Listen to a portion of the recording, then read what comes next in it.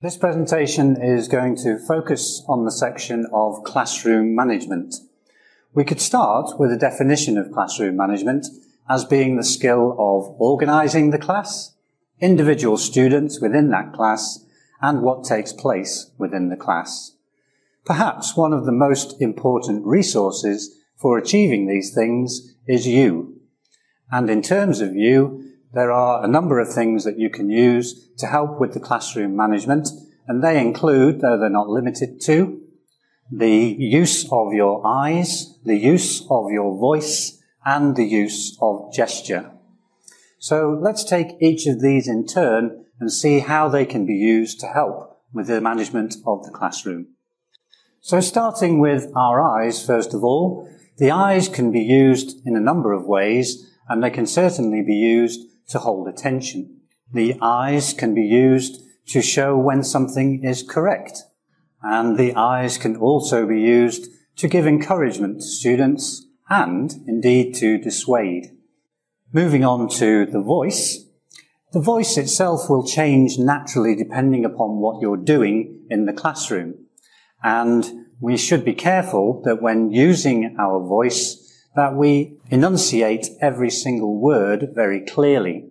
In the same way that we write on the board in the form of print, we should try to speak very slowly and very clearly, making each sound as we pronounce those words. Another thing, it is very important that you only use language that is at the level of the students that you're teaching. In the same way as we're talking about enunciating every word, if your language is above the level of your students, then that perfect diction is going to be a waste of time. And perhaps the final thing that we could say here with the use of the voice is that the voice itself is going to change naturally depending upon what you're doing. So the stress and intonation when giving instructions is probably going to be different to when you're giving praise and feedback to your students. Finally, we have the use of gesture. Gesture has a number of uses within the classroom, and some of the major ones would include to reduce the teacher talk time. So the use of gesture instead of actually saying something. Gesture can also be used to add to or convey meaning. Other uses may include the use of gesture to add visual interest. And perhaps finally here we can use the use of gesture to actually increase or decrease the pace of the class. So the use of the eyes, the use of the voice, and the use of gesture are all very useful tools for managing the classroom process.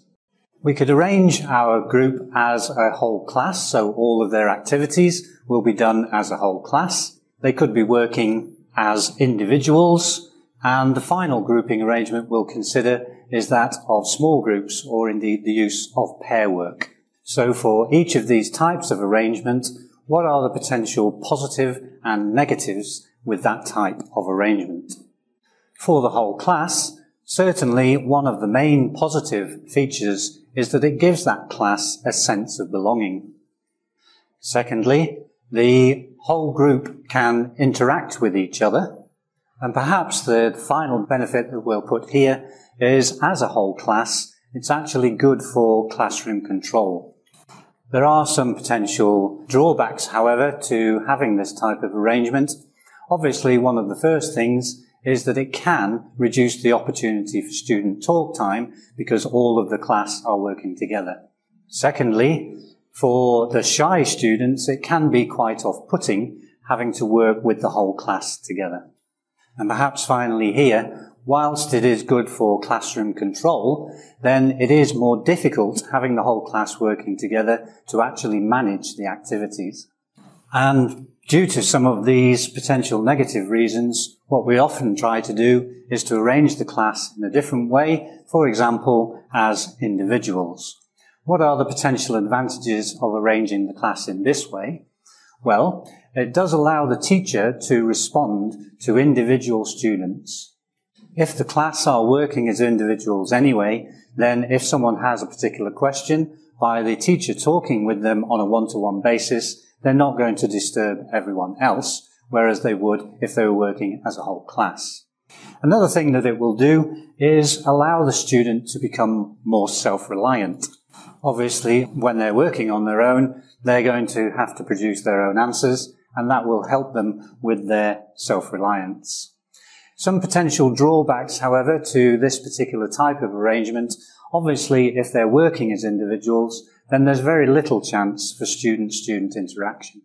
And again, as with the idea of the shy students, when they're working on their own, they need to be producing their own answers, and this can create more pressure on the students. Obviously, if they're working in a group or they're working as pairs, then those answers that they create are due to two people, and that takes a little bit of pressure off, whereas working as individuals, that extra pressure is there to create those answers. So perhaps onto the final arrangement that's used most often within EFL classrooms is the use of pair work. The potential benefits of using pair work are many, but we'll just note a couple. The first thing that it will do is massively increase the opportunity for student talk time, so that as the activity is taking place, if they're working in a pair, they can pass ideas backwards and forwards between each other. And this creates a much safer environment for the student to work in. There are some potential negatives also for working in pairs, and the first, perhaps most obvious one, is that they may not actually get on with their partner. And this will obviously reduce all the potential benefits if they're not particularly willing to talk to each other.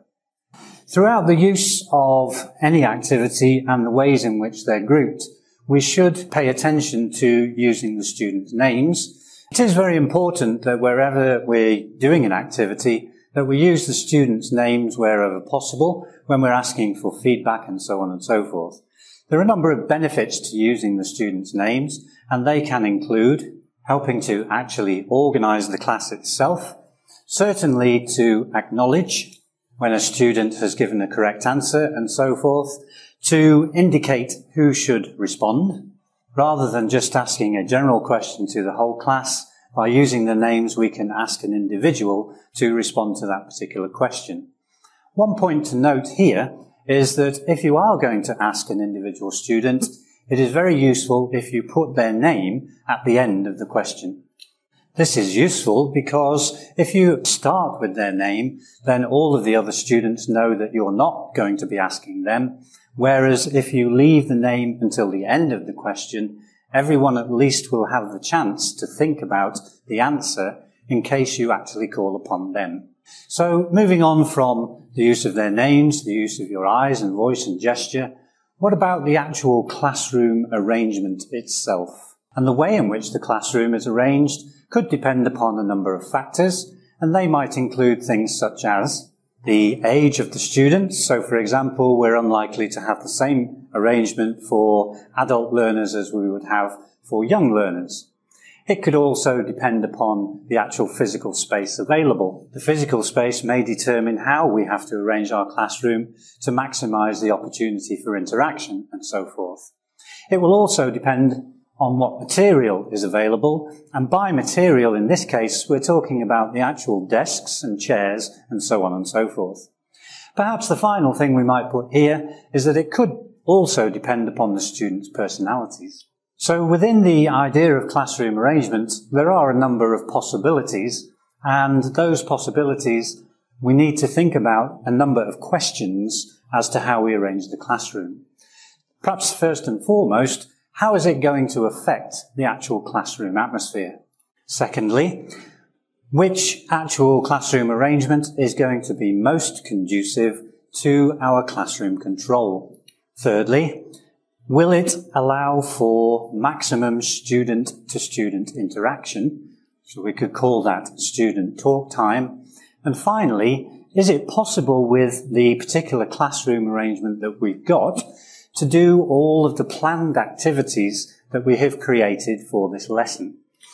So before you actually arrange the classroom in any particular way, ask these questions of yourself and think about the physical space, the age of the students, and so on and so forth. And from those parameters, decide which classroom arrangement is going to be best. There are possibly three main types of arrangement that are used within classrooms, and we're going to indicate the desks here as being boxes, and the arrangements of the students within those desks will be blue crosses. So here we have the desks arranged in rows and the students sitting within those rows. The second arrangement could be the use of horseshoes or semicircles. And finally, the use of individual desks. So for each of these arrangements, what are the potential advantages and disadvantages of arranging our seating in this way? Let's take the rows first of all. One of the potential advantages is that it does give the teacher the opportunity, if it's arranged correctly, to move around freely within that arrangement. The second potential advantage is that it allows the students to have a clear view of the teacher at their prominent position at the front of the class. There are, however, some potential drawbacks to this particular arrangement, and firstly and foremost, it can be very difficult with this type of arrangement for whole class interaction, so it's difficult for people to get up and move around. Secondly, it has a very formal feel to it, and whilst this might be okay in certain situations, if we're doing communicative activities, we don't want that formal feel because it will reduce the opportunity for students to talk to each other. So one potential way of getting around this is to use the actual horseshoes, and some of the advantages of this system is that the teacher appears less dominant within that horseshoe arrangement, and secondly, with the horseshoe, it's very easy to arrange pair work. There are some potential disadvantages, however, to this particular arrangement. Perhaps the most important is the actual position of the teacher within this horseshoe.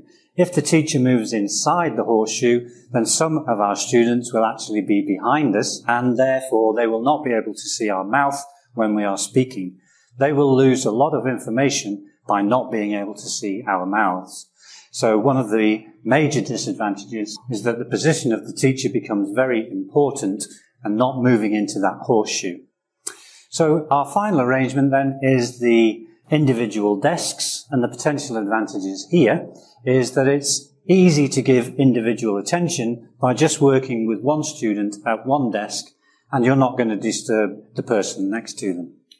And the second potential advantage is that if you are giving a didactic teaching lesson, so you're explaining information, this particular arrangement is very useful for that system. So it's good for a lecture type situation. There are some disadvantages to this particular arrangement, and possibly the first one is that it's difficult to maintain eye contact with all your students. And finally here, it's quite difficult to get student-student interaction with this particular arrangement. So it's quite important that we think about our classroom arrangement and the potential advantages and disadvantages of arranging in any particular way. There are some other classroom management issues that we need to consider, and they may include issues such as writing on the board, giving students individual attention, the use of teacher talk time, the way in which we should give instructions to our students, the building and maintaining of rapport with our students, and finally the one that perhaps most new teachers particularly spend a lot of time worrying and thinking about is the issue of classroom discipline. So what we'd like to do is to take each of these in turn and look at some of the major issues surrounding these classroom management issues. When writing on the board is that we need to be aware that whenever we're using the board to write down information, we should not be talking. And whenever we are talking, we should not be writing on the board. This will inevitably lead to what's known as dead time, when nothing is being said as we're putting information on the board. This dead time is not a problem, but we can actually minimize it by using a number of techniques. We could use pre-prepared material, so we put information onto large pieces of paper, and then instead of writing on the board, we actually stick those materials onto the board as we go through the class. Another idea is to actually ask the students to write on the board for you. Another thing is that we could actually put work up onto the board before the class starts, and then to cover that work with pieces of paper, which we can then take off as and when we get to it. Another very useful technique is to actually, during an activity, particularly study activities, once the activity has got going and we've monitored to check that the students are all working correctly, use that study time to actually put material up onto the board. And as mentioned before, it is very important that when we're writing on the board that we do print our letters out individually and clearly. Here, many classroom management and even potential discipline problems can be avoided by applying some simple rules to giving your students attention. The first one is to think about the way in which you ask questions. Don't ask questions in a predictable order. If you just go around the class asking questions from one person to the next, then the person at the end of the class will know that it's going to be some time before you actually get to them. So try to mix up the way in which you're asking questions. In terms of answers to questions, don't allow individual students to dominate all of the answers. One of the things that we can do to help this particular issue is to use the students' names, as mentioned before, but remember, put those names at the end of the question. One of the things we need to do as the teacher is try to keep a note in our mind of who has actually answered various questions so that we can be as inclusive as possible. However, one point that we should put on the end of this is that we try to include everyone to give us answers when they can, but if they can't, then don't force students to answer. This is particularly important in countries where actually giving a wrong answer could cause that person to lose face. So don't force a student to answer if they're not sure. When considering teacher talk time, we can perhaps look at the major advantage and disadvantage of the teacher actually talking. The major advantage is that you as the teacher are usually the only real model for the language, the source of correct English. So at some stages, your talking time is very important to the students. So when you're modelling language, that use of teacher talk time can be very advantageous. There are major disadvantages to overusing teacher talk time, however, and perhaps the major one is that whenever the teacher is talking, the students are listening. And if the students are listening, then they themselves cannot be talking. So teacher talk time reduces the opportunity for student talk time. So we should try to minimize the use of teacher talk time wherever possible. How can we do that? Well, there are a number of simple ideas. We've already looked at the idea of using mime and gestures, and here we could include pictures. Secondly, then we need to make sure that we're only using language that's at their level. For a low-level group, it means that the language available to us as the teacher is going to be quite limited. That limited language will in itself reduce teacher talk time. And perhaps the final idea for this particular list is to make sure that we avoid the use of jargon and elaboration. Perhaps the main message here is to keep it simple. In order for the students to effectively carry out an activity, we need to make sure we have given clear, unambiguous instructions. It's also very important to check that the students understand the activity before you start. If you've done that work correctly, then the teacher shouldn't need to say anything once an activity has started, because the students are very clear about what they're supposed to be doing. So some ideas when giving instructions. As we've mentioned, use simple language. Secondly, rather than trying to explain an activity, then do a demonstration which is visual. Thirdly, try to use wherever possible common words that come up within every activity. These would be things like look, listen, your partner, think, and so on and so forth. So instead of continually changing the way you try to describe an activity, if we use these common terms such as look and listen, use them as often as possible for as many activities as we can, then those instructions will become clearer to the students as time goes on. Final thing here, we need to be very sure that the students have understood our instructions, and we can't rely on questions such as "do you understand?" Quite often they will say yes, whether they do or not. So in order to check that the students understand the instructions, ask them what they're going to do. If they cannot adequately answer that question, there's very little point in moving into the activity itself, and we need to go back and explain, demonstrate again. Our next consideration is going to be building and maintaining rapport. The importance of rapport is that within our communicative activities, we're asking the students to talk to each other. If they feel comfortable with each other and with us, then that interaction is much more likely to be useful. So how do we actually build and maintain rapport? Well, it's easiest if we consider two stages of the course itself: what we can do at the start of the course and what we can do throughout the course to help build and maintain that rapport. So at the start of the course, it's very useful if we ask the students to create a name card and to make that name card visible to everyone. Secondly, we need to try to do some ice-breaking activities that will allow the students to interact with each other and perhaps give a little bit of information about themselves. Once we move into the course itself, there are a number of techniques that we can use to help maintain that rapport so that students are comfortable with each other when doing communicative activities.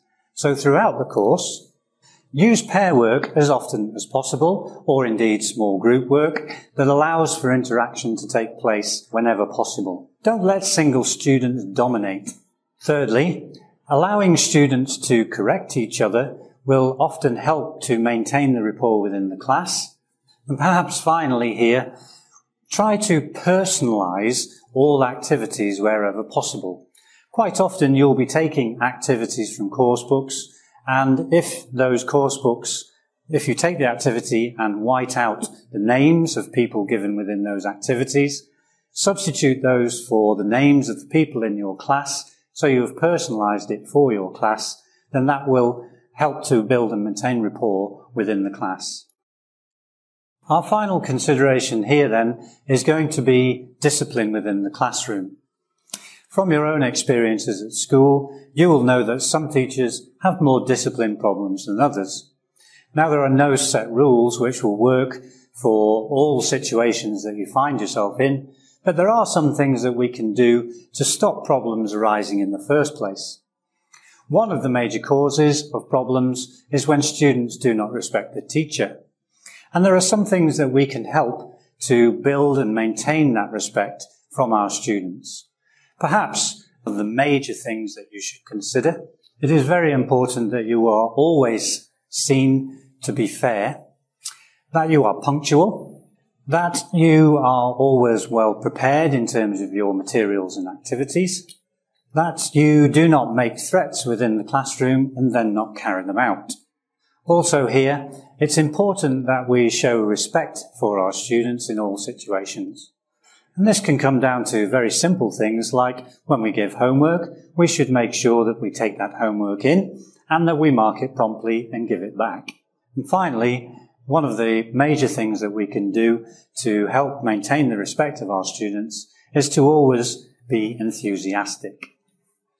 Our final consideration here in terms of discipline is going to be your response to problem behaviour. Your responses are actually critical as to whether the problem is going to be increased or decreased. Here's a few simple things to remember in terms of your responses to discipline. Firstly, it's very important that you act immediately before the problem can get worse. Obviously, people's ideas of discipline problems will be different in terms of their severity and so on and so forth, but wherever possible, we should try to use non-verbal techniques first. If, for example, two students are talking to each other while you are talking, then just stop. Look at those people who are talking, and it's very unlikely that they're going to continue to do so.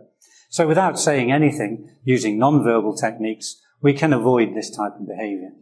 Next, it is very, very important that you always keep calm and that you never shout. From your own experience, you're probably aware that there's very little to be gained by shouting. Make sure also that you keep within the school discipline code. Make yourself aware of what that discipline code actually says, so that any responses you have to discipline problems, you're not yourself moving outside the actual discipline code of the school or language centre. Perhaps finally here, what we might say is, although it can sometimes be difficult, try wherever possible to use humour to dissipate discipline problems. It would be very nice if we could just give a list of things that you would need to do in order for you to never have any discipline problems in your career, but that list does not exist. Most of your responses to discipline problems will be learnt over time. You will find out what works and what does not work. But when you first start, if you keep these sorts of ideas in your mind, then it does mean that discipline problems shouldn't escalate.